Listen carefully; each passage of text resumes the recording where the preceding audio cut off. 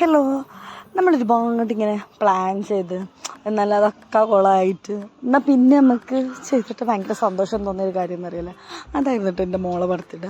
ഏകദേശം ഒരു മാസം മുന്നേ തന്നെ നമ്മൾ മോളെ ബർത്ത്ഡേൻ്റെ ഓരോ പരിപാടി ഓരോ കാര്യങ്ങൾ ഞാൻ അങ്ങനെ ചിന്തിച്ച് കൂട്ടി പ്ലാൻ ചെയ്ത് സാധനങ്ങളൊക്കെ വാങ്ങിച്ച് ഉണ്ടാകുന്ന സമയത്ത് നടക്കാതെ പോയൊരു സംഭവമായിരുന്നു കേട്ടോ.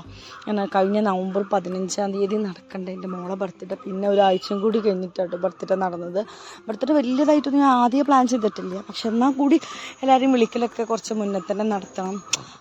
ആ ഒരു കൃത്യസമയത്ത് 15 തന്നെ നടത്തണം എന്ന് പറഞ്ഞാൽ കാക്കാനെ കൊണ്ട് ലീവൊക്കെ എടുപ്പിച്ചിട്ട് അതൊന്നും നടക്കാതെ പോയിട്ട് ഭയങ്കര സങ്കടമായിരുന്നു കേട്ടോ.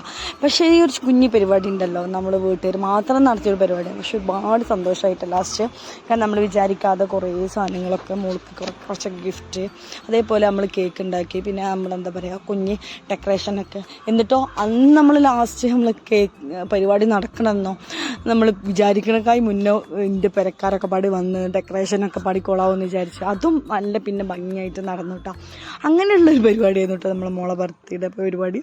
അതിൻ്റെ ഒരു കുഞ്ഞ് വീഡിയോ കേട്ടോ നമ്മൾ ഇടണത്. നമ്മൾ കേക്കൊക്കെ മുറിച്ച് എല്ലാവരും വന്ന് കുറച്ച് വീഡിയോസും ഫോട്ടോസൊക്കെ എടുത്ത് പിന്നെ നമ്മൾ ഫുഡൊക്കെ കഴിച്ചൊരു പിരിഞ്ഞൊരു കുഞ്ഞ് വീഡിയോ.